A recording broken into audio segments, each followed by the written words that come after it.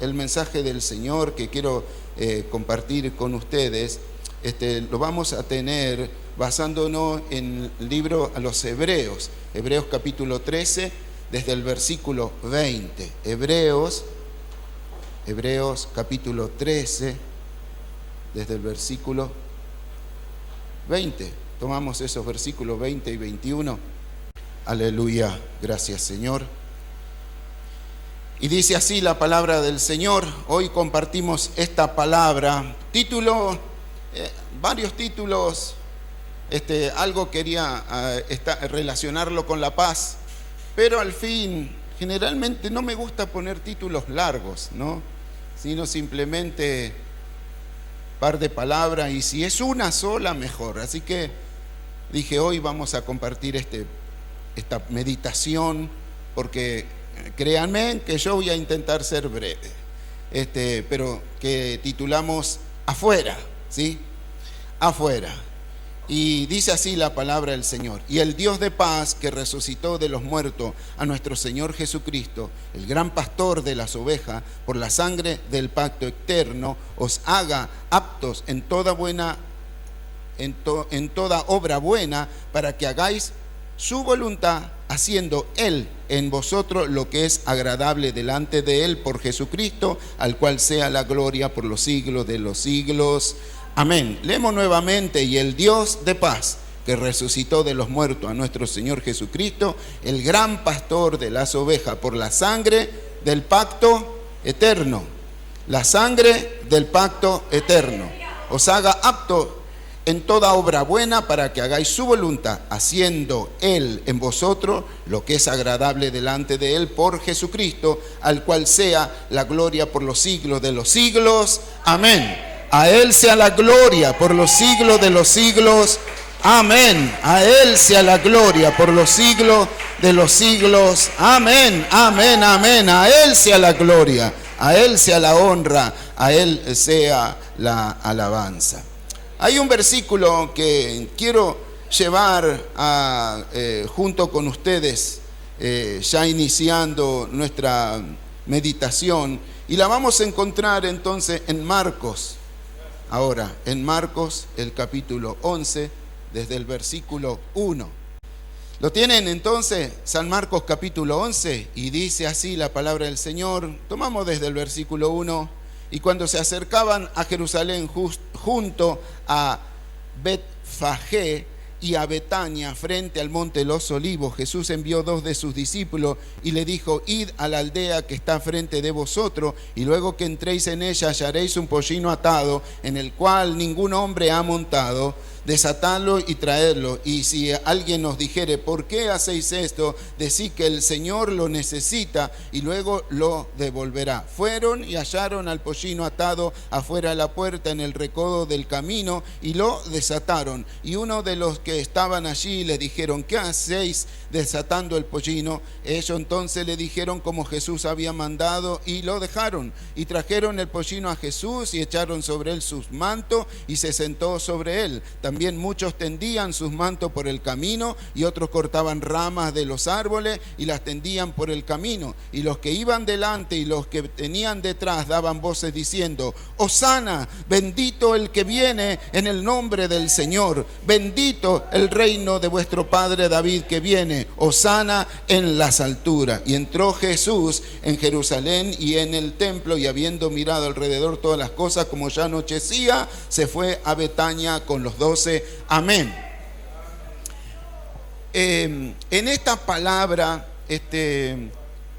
yo quisiera obviar muchos detalles, ya que Hebreo nos brinda un montón de detalles referente a los sacrificios. Por empezar, el libro de Hebreo tiene un tema que a mí me gusta mucho, y el tema principal del libro a los Hebreos es que Jesús es superior a todas las cosas. Jesús es superior a todas las cosas. Amén. Y entre otras cosas, Jesús es muy superior a los profetas, a todos los personajes bíblicos, a los patriarcas Jesús es superior a los ángeles. Jesús es superior incluso a los ritos. Jesús es superior a todo sacrificio de la ley mosaica. Jesucristo es superior a todas las cosas. Así que servimos a un Dios que es superior a todo, que está por encima de todas las cosas. Por eso Él es reconocido como el Altísimo, como el que está por sobre todas las cosas. Así que, hermano, tenemos un Dios todopoderoso. Ese es nuestro Dios. Así que, pero aquí la palabra del Señor nos está hablando a nosotros y nos dice el Dios de paz. El Dios de paz. Qué bueno que esta palabra con la que empieza el escritor a los hebreos y nos dice el Dios de paz. Y nos dice algo más, que este Dios de paz, que dice, resucitó a Jesucristo de los muertos. Él lo resucitó. Dice la Biblia que había un pacto de sangre. Hoy nosotros lo que estamos recordando también es un pacto de sangre. Y para esto nosotros tenemos que remitirnos al inicio de todo esto, de cuando el Señor hace un pacto de sangre. Los israelitas, estando allí en Egipto esclavos, el Señor preparó, ideó, ya tenía preparado el plan para la liberación de los israelitas del país de allí, de Egipto. Y para iniciar este plan de liberación levanta a un hombre, a Moisés. Pero en un momento dado, entonces él instituye lo que le llaman la Pascua. Esto era el puntapié inicial de lo que sería la liberación entonces de los israelitas. Y allí Dios dice, voy a hacer un pacto con ustedes, voy a hacer un pacto con el pueblo de Israel. Y el pacto constaba de que tenían que matar un animal, un cordero joven de 1 año, y tenía que ser el mejor de los corderos que tenían en su rebaño, y tenían que matarlo. Y nosotros sabemos la historia de que esa sangre de aquel cordero tenía que estar pintada en los dinteles, en los postes de la puerta, porque había una sentencia de juicio que aquel que no tendría pintado la puerta y los postes de la casa, entonces pasaría esa noche el ángel destructor, el ángel de la muerte, y donde no estuviese pintado con esa sangre, entonces el primogénito de cada casa, de cada familia, iba a morir. Y eso es lo que pasó, porque el pueblo de egipcio, ninguno de ellos pintó sus puertas, sus dinteles, pero allí donde estaba el pueblo de Israel, todos obedecieron a este pacto nuevo de Dios en la sangre y pintaron sus dinteles y también pintaron los postes. Cuando pasó el ángel destructor, ninguno de los hijos fueron tocados. Mientras en Egipto había lamento, llanto, angustia, en el pueblo de Israel reinaba la paz, reinaba la calma, reinaba la bendición, porque habían sido librados por ese pacto nuevo que es en la sangre. Ahora, ese pacto los israelitas lo vienen respetando desde aquellas épocas. Año tras año, incluso la Pascua está marcando un nuevo año, un nuevo comienzo para los israelitas. Pero cuando viene Jesús, aquí, cuando Él ya luego inicia su ministerio, y poco antes de ir a la cruz del Calvario, en esa semana, día antes de ser crucificado, Él se junta con sus discípulos, y lo que nosotros hemos leído fue lo que Él instituye ahora como un nuevo pacto. Ahora dice, este pacto ya no va a ser más en la sangre de un animal. El Señor hace dos cosas en esa cena. Primero, Él celebra la última Pascua. Él celebra la última Pascua a modo del Antiguo Testamento. Y lo otro que hace es instituir, podríamos decir, lo nuevo, instituir la nueva Pascua, instituir lo que le llamamos la Cena del Señor. En aquella Pascua recordaban la liberación de Egipto, pero ahora Cristo, en esta nueva Pascua, que es marcada también con sangre, pero ya no con la sangre de un cordero, sino con su propia sangre. Él se está anticipando y por eso utiliza los símbolos tanto del vino como del pan, que uno es su sangre y el otro su cuerpo, y hace simbolismo de ello. Y entonces Él inicia un nuevo pacto, en la sangre de Cristo. Ahora, el escritor a los hebreos está hablando acerca de esto, y le está hablando nada más ni nada menos a hebreos, a personas de que conocen muy bien de los rituales, conocen muy bien de la ley, conocen bien de toda la tradición. A ellos nadie le tiene que contar cómo se tenía que hacer la Pascua, o cómo se tenían que hacer los ritos, o cómo se tenían que presentar para hacer ofrendas a Dios, porque ellos lo conocían muy bien. Pero toda esta gente ahora había creído en Jesús y estaban en una transición donde ellos estaban dejando todo lo viejo para agarrar lo nuevo que venía de parte de Dios. Que muchos de ellos incluso también estaban siendo perseguidos desde adentro y perseguidos desde afuera. Desde afuera, el imperio romano, que quería matar, que quería acabar con la iglesia naciente de Cristo. Y así fue que hubo muchos mártires, y a causa de esto muchos hasta intentaban volver atrás. Pero desde dentro había personas que aún todavía pensaban que creyeran en Jesús, que aceptaran el sacrificio de Cristo, que aceptaran a Jesús como el Mesías, pero a veces querían seguir agregando ritos que cumplían antes, tradiciones que venían arrastrando. Por eso es tan importante que el que escribe a los hebreos le viene a decir: no es necesario ya de que ustedes hagan esas clases de obra, sino que ahora tienen que abrazar a Jesucristo como su único y suficiente Salvador, porque Él es mucho más superior a los ritos que hacían antes, a las tradiciones que ustedes tenían, incluso más grande que la ley que le había dado a Moisés. Así que Él era superior. Ahora va a hablar acerca de esto y va a decir: ese Dios que resucitó a Cristo es un Dios de paz. Es un Dios de paz. Pero si me permiten, quisiera leer junto con ustedes, adelantarme en Hebreos capítulo, en el capítulo 13 que estamos leyendo, pero a partir del versículo 10, dice así la palabra del Señor.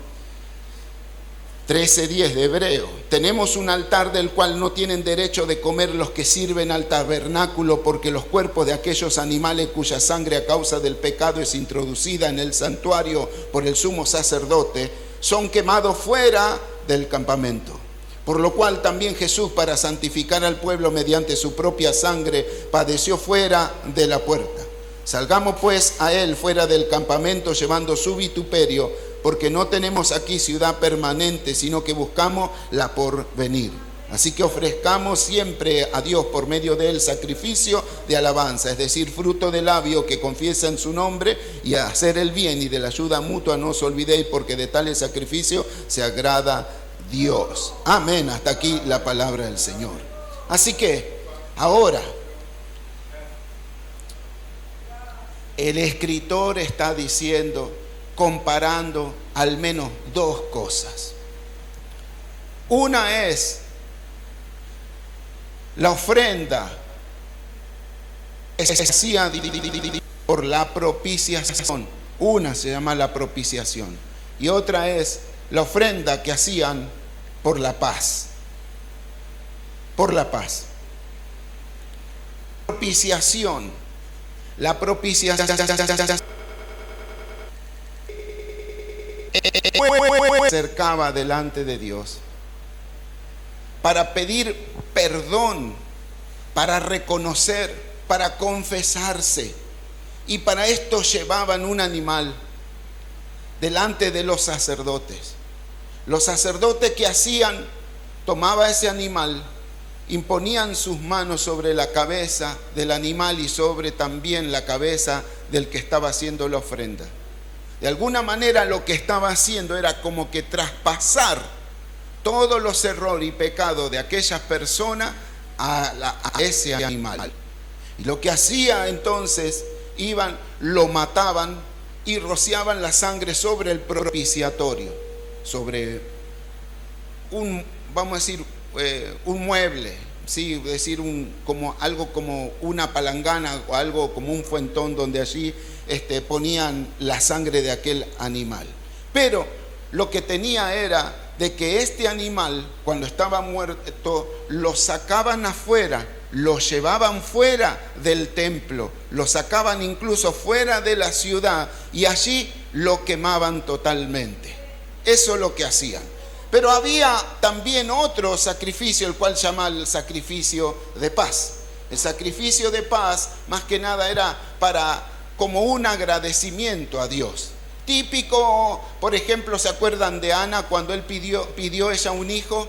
Y luego cuando Dios contestó y le dio ese hijo, cuando ya fue el tiempo, ella fue al templo y ofreció también un holocausto. Y esto es por reconocimiento, por agradecimiento, una forma de agradecer a Dios, y llevaba ese sacrificio de paz. Era también un animal, pero aquel animal tenía la particularidad que se mataba, se rociaba también la sangre, pero se partía en tres partes.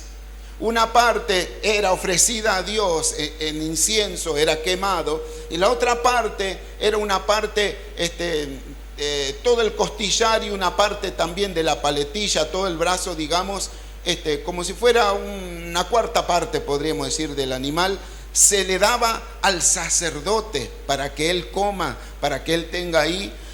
Y la otra parte se le daba al oferente. Incluso ese oferente podía compartir con otro que tal vez no tenían que comer, también se repartía.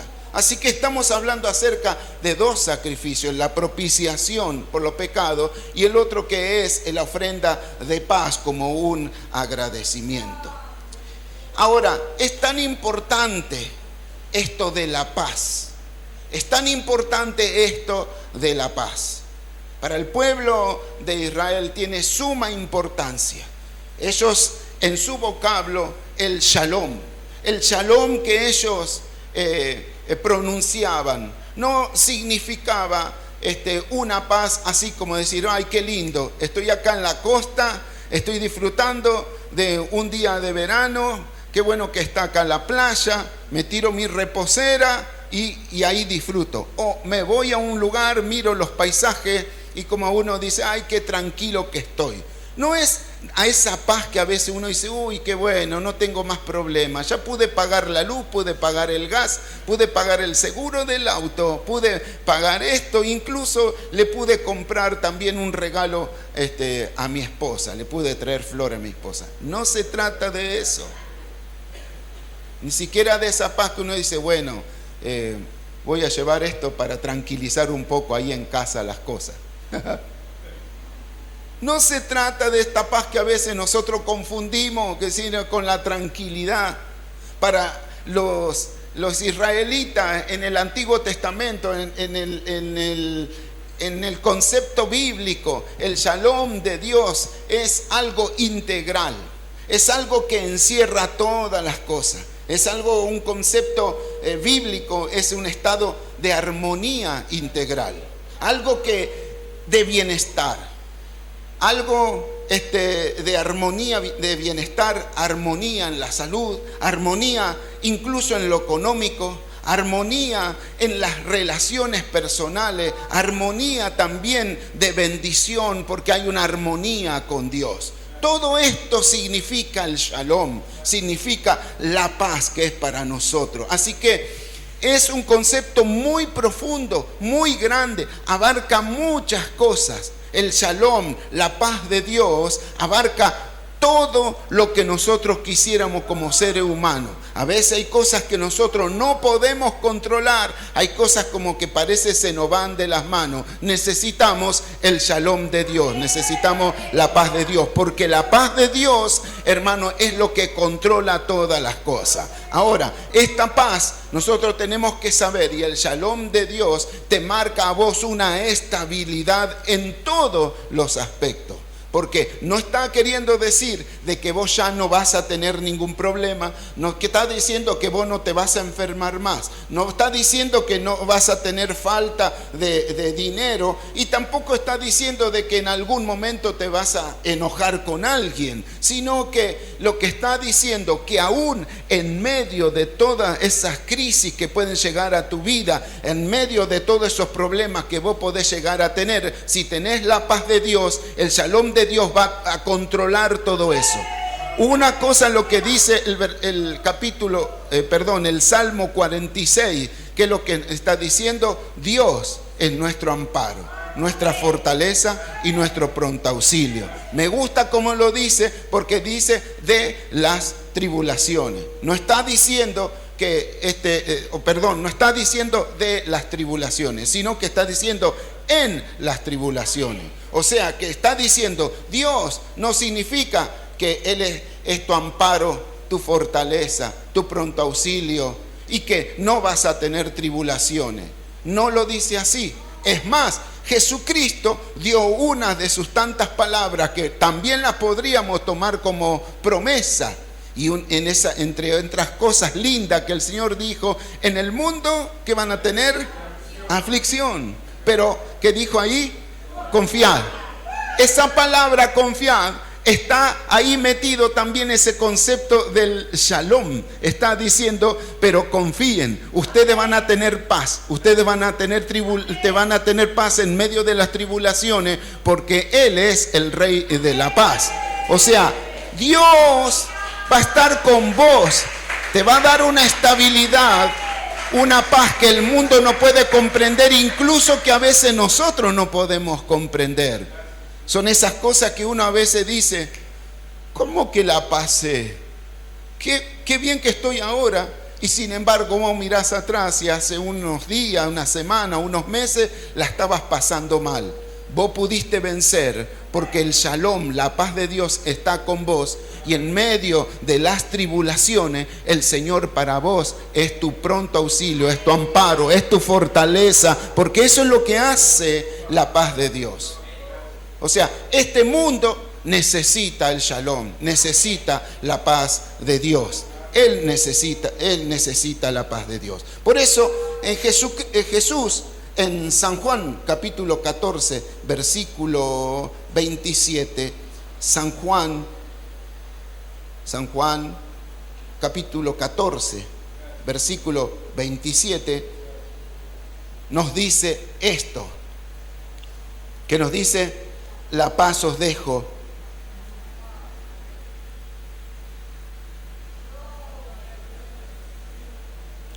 la paz os dejo, la paz os doy. Yo no os la doy como el mundo la da. No se turbe vuestro corazón ni tengo miedo. La paz os dejo, la paz os doy. ¿Qué dicen a eso? No. Porque Él no dice la paz los dejo. La paz os dejo, la paz os doy. Él está diciendo mi paz. Y luego que dice: yo no la doy como el mundo la da. Ajá. ¿Hay paz en el mundo? Acá dice que sí. Incluso dice que el mundo te da paz.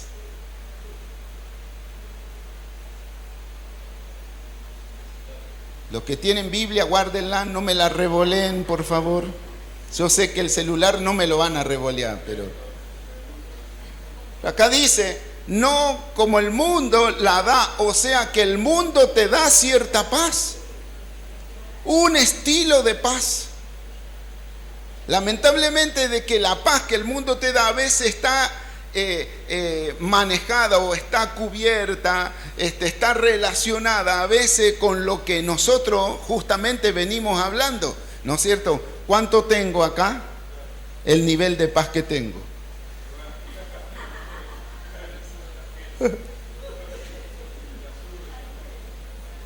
Bueno, Eli tiene, la guarda ella, yo ya sé que ella tiene.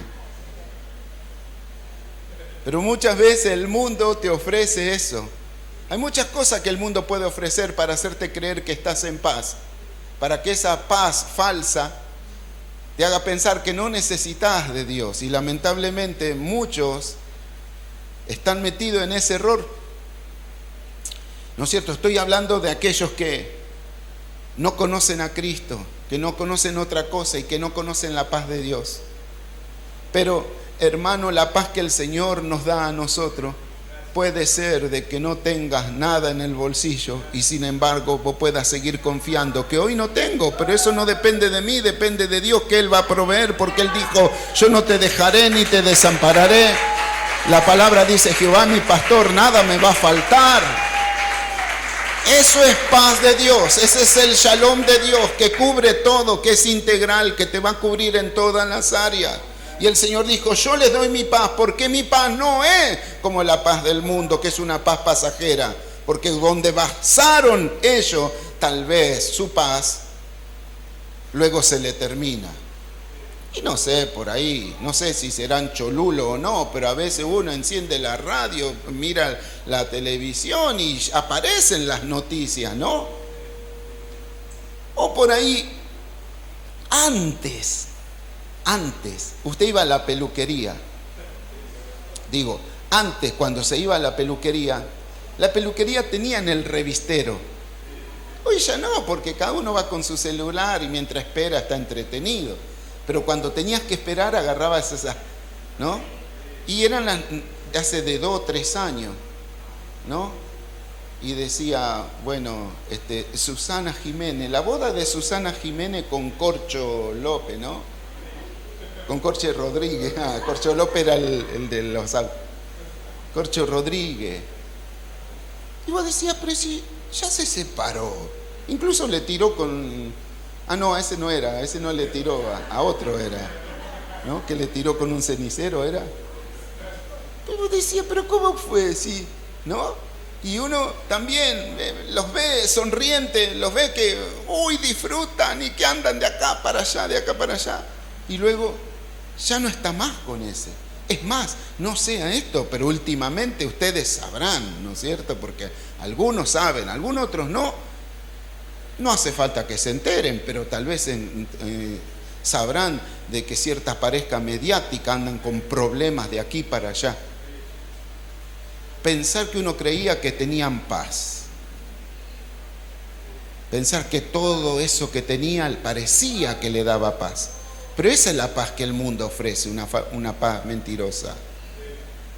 El único que te puede dar es el Rey de la paz. La paz solamente es el Rey de la paz. Y Jesús dijo: la paz os dejo, mi paz os doy, mi paz, no como el mundo. Así que no se turbe vuestro corazón, no te turbe vuestro corazón. Y es más, dice: no tengan miedo, porque mi paz incluso es suficiente para quitarle el temor, y mi paz es suficiente para que tu corazón no esté turbado. Tendríamos que hacer como hacía David y hablarle a nuestra alma cuando tengamos miedo o nos sentamos turbados, porque eso le puede pasar a cualquier hijo de Dios. Pero en medio de eso usemos la palabra del Señor, y que dice: oh alma mía, ¿por qué te abates, oh alma mía, y te turbas dentro de mí? Espera en Dios, porque aún he de alabarle. Espera en Dios, porque ese es el Dios de paz. El shalom de Dios está conmigo, de manera que no te turbes, alma, no tengas miedo, no tengas temor,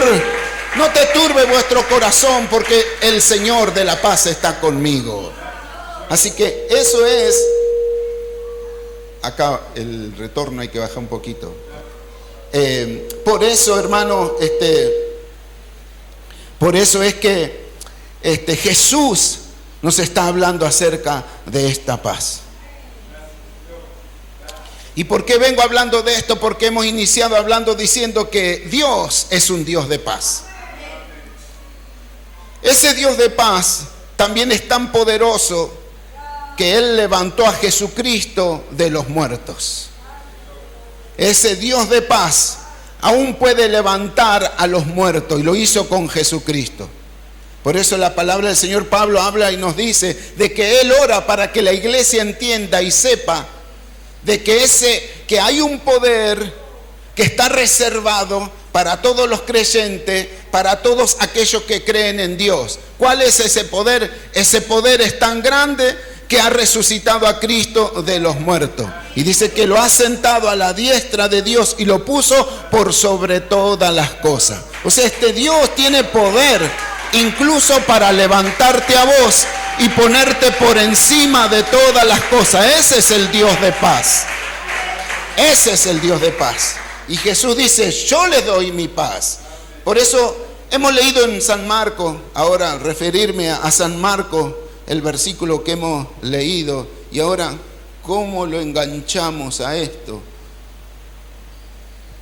Porque Jesús, previo a la Santa Cena, previo a la Pascua, días antes, él caminando ya, acercándose por Betania y llegando a Jerusalén.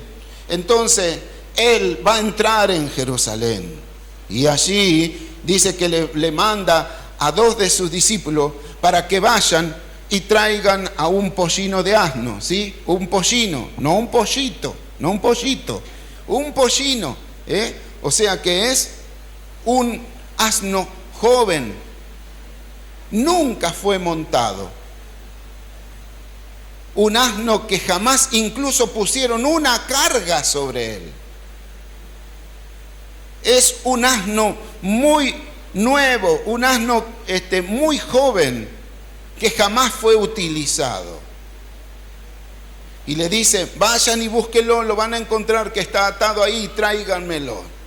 Y nosotros vemos que ahí Jesucristo hace lo que llaman los títulos en la Biblia, la entrada triunfal a Jerusalén. Él entra a Jerusalén de una manera como si fuera que entraran aquellos grandes gladiadores, o no los gladiadores, perdón, sino los emperadores luego de sus conquistas de su tierra. Y así hacían algo así, un reconocimiento cuando entraban a las naciones, volvían a las ciudades importantes y venían todos desplegando todo ese esplendor con todas esas pancartas y venían entrando y todo le hacían honores, lo victoriaban, le cantaban. Y en este caso Jesucristo viene y entra también en ese asno. Y cuando va entrando dice que ponen sus mantas y Jesús se sube y entra en aquel lugar en Jerusalén. Y todos empiezan a ponerle las mantas por el camino, como recibiendo a un general, como recibiendo a un emperador, como alguien que entra, que había venido de la conquista. Así fue recibido Jesucristo. Le ponían en el camino para que el asno pise incluso sus mantas. Otros cortaban hojas, otros cortaban flores, y todo eran puesto en el camino mientras entraba Jesucristo, y todo lo victoriaban. Y él decía, Hosana, decía el pueblo, Hosana, aquel que viene en el nombre del Señor, Hosana, aquel que viene. O estaba diciendo, tú nos traes salvación, vos sos el que trae salvación. Hosana, salva, salva, tú eres el que trae salvación. Así que bendito eres tú eres bendito. Dios sea bendito que te mandó, que entraste en el lugar, aún allí en lo más alto, por sobre todas las cosas, ahí en las alturas, que vos seas reconocido como el máximo. Así entró a Jerusalén Jesucristo, entró triunfante.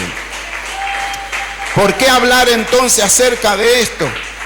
Porque así hacía, como decíamos nosotros, a todos los emperadores, a los césares, a aquellos que venían triunfantes de venir conquistando cosas. Y eran con toda la pompa, con los mejores caballos. Incluso el emperador venía entrando en un caballo blanco, en un caballo de los mejores. Un caballo que era el más lindo, el más fuerte, el más veloz, el mejor de los caballos. Incluso estaba bien limpio, bien acicalado, estaba bien con sus ornamentas ese caballo. Y el hombre que iba sobre ese caballo también iba con toda su pompa, con toda su vestimenta, mostrando su jerarquía, incluso con una corona de laureles, el cual decía, soy el victorioso. Pero también junto con ello venía toda la compañía detrás de él, y venían todos con sus estandartes. Y un estandarte que era de los principales que llevaba toda esa compañía, cuando entraban victoriosos, era uno de esos estandartes que pertenecía al Imperio Romano. Y allí escrito estaba en su idioma, en el latín, Pax Imperium. Pax Imperium.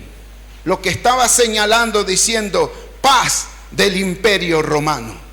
Paz del Imperio Romano.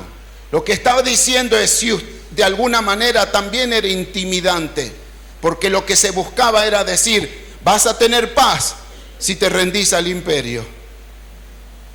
Este pueblo va a tener paz, pero si hace lo que el imperio le dice. La única manera de que en esta ciudad haya paz es que se dobleguen al Imperio Romano. Pax Imperium. Eso es lo que venían haciendo. Pero Jesús, cuando viene y va a entrar, hace todo lo contrario. No entra con pompa, sino entra en un asno muy sencillo, y allí la gente empieza a victoriarlo. Lo que está diciendo Jesucristo: ha llegado la paz a este lugar. Yo soy el Rey de la paz. Jesucristo es el que te ofrece la paz. Por eso cuando Cristo dice, yo le doy la paz que el mundo, yo le doy mi paz, no la paz del mundo, está diciendo, yo les voy a dar la verdadera paz, no la paz que el Imperio Romano le dice que les tiene para ustedes. No es esa paz del Imperio Romano, no es esa. La paz que yo le doy es por sobre todas las cosas. Ahora el Señor viene a traer paz a nuestras vidas. El Señor es el Rey de la paz. Por eso cuando leemos en la palabra del Señor, comienza diciendo en hebreo que Él es el Dios de la paz. Y Jesús dice, yo soy el que les traigo la verdadera paz. Jesucristo hace una analogía mirando a los que entraban gloriosos de la guerra, conquistadores, y ahora hace todo lo contrario para demostrar de que Él no tiene esa paz que subyuga, esa paz que obliga, sino es una paz que te quiere dar, que te va a sobrepasar todo entendimiento, que sea la circunstancia que pase, sea el momento que estés pasando, sean las crisis que tengas que pasar, aún en medio de eso, el Señor te dice, yo te estoy ofreciendo una paz que es muy diferente a la que estás acostumbrado, a la paz que vos conocés.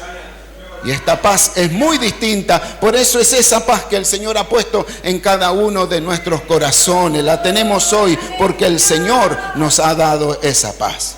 Ahora quiero que nosotros veamos aquí en esta narración, acá en lo que nos está contando la palabra del Señor. Y lo que quiero hacer notar es que Jesucristo, antes de entrar a aquel lugar, le dio una orden. Le dijo, id a la aldea que está enfrente de vosotros. Vayan a la aldea.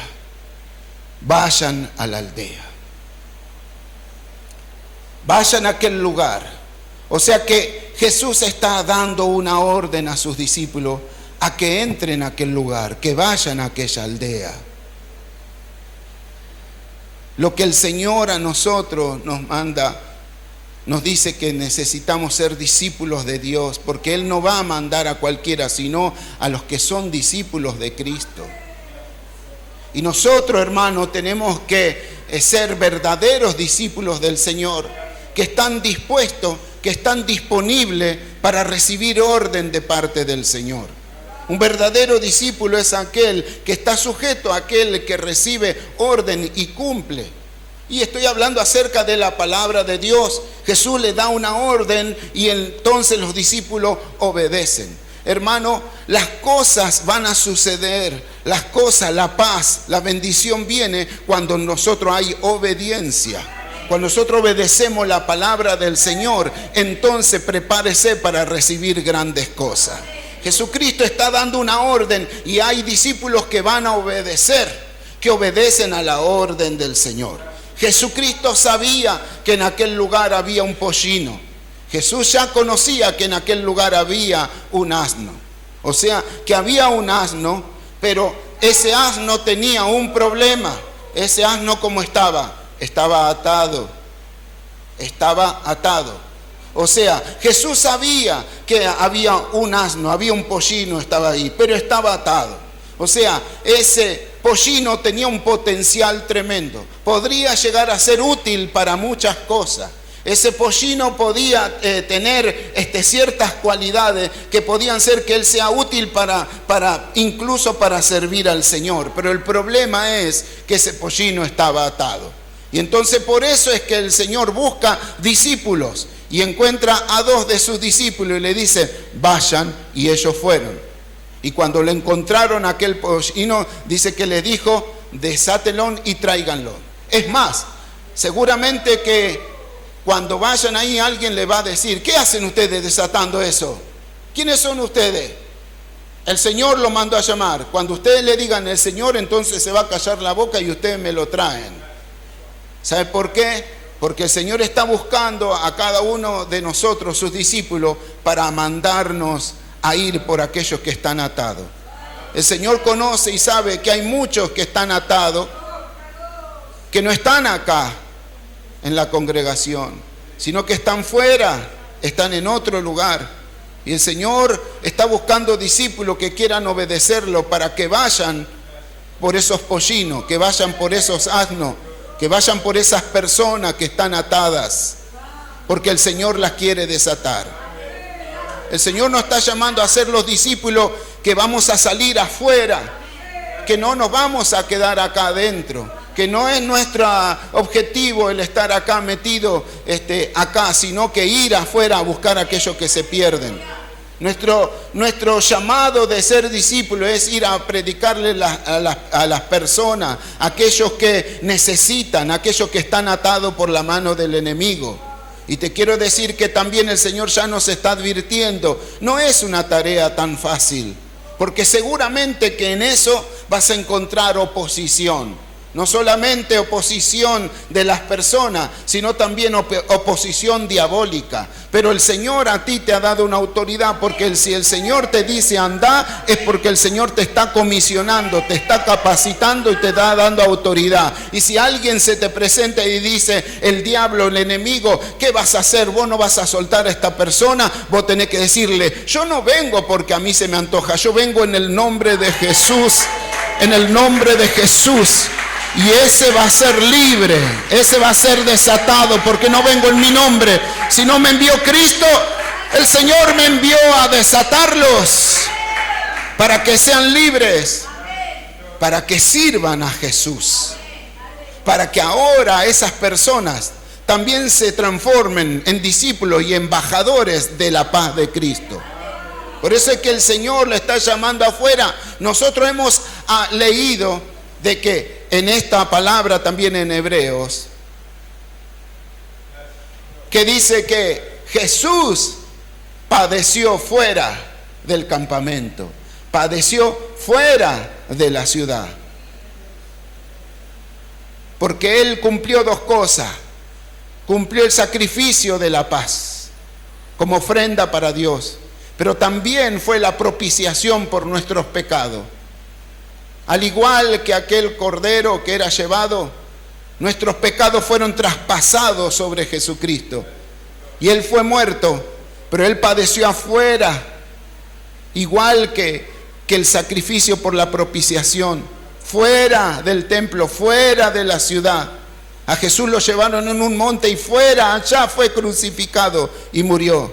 Y ahora Él también está diciendo a nosotros, salgamos pues nosotros también, igual que Jesucristo, y si es necesario sufrir vituperio, el discípulo de Cristo está dispuesto a sufrirlo, porque sabe que allí tal vez haya también muerte, que haya que padecer, pero también dice la Biblia que Jesús padeció porque tuvo el gozo delante de Él antes que mirar el sufrimiento.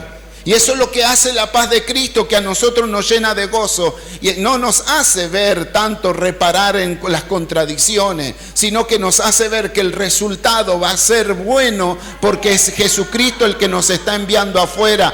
Y entonces el escritor a los hebreos dice, salgan entonces afuera, Vayan por las almas afuera. Lo mismo que hizo Jesucristo, ahora hagamos nosotros también. Y llevemos ahora no un sacrificio de propiciación, porque no somos nosotros los que vamos a salvarlo. Quiero decir que ese sacrificio de propiciación, Cristo le puso punto final en la cruz del Calvario. Pero el sacrificio, la ofrenda de paz, aún continúan con nosotros. Y por eso es que el Señor nos está llamando a nosotros. Vayan afuera y ahora lleven esa paz. Díganle al mundo que Dios los ama, que entregó a Jesús en la cruz del Calvario porque quiere reconciliarlo con ellos. El Señor está buscando discípulos que vayan a desatar a esos que están allá afuera, para que dejen de estar atados y ahora sean útiles para el Señor. Por eso que el Señor nos está llamando a nosotros a ir afuera, para llevar la paz de Jesús. No la paz de este mundo, sino la paz de Jesús. Hermano, nosotros ya conocemos esa paz. Ahora tenemos que llevar esa paz. Entonces, hermanos, los pollinos están afuera. Los atados están afuera. Vamos afuera, hermano. Vamos afuera a llevar la paz de Cristo. Te quiero agradecer, Señor, por tu palabra en nuestras vidas. Quiero agradecerte, Señor, por esa palabra la cual tú me confrontas, me hablas. Señor, una vez más estoy aquí, Señor, en tiempo de Santa Cena para, Señor, renovar ese pacto contigo.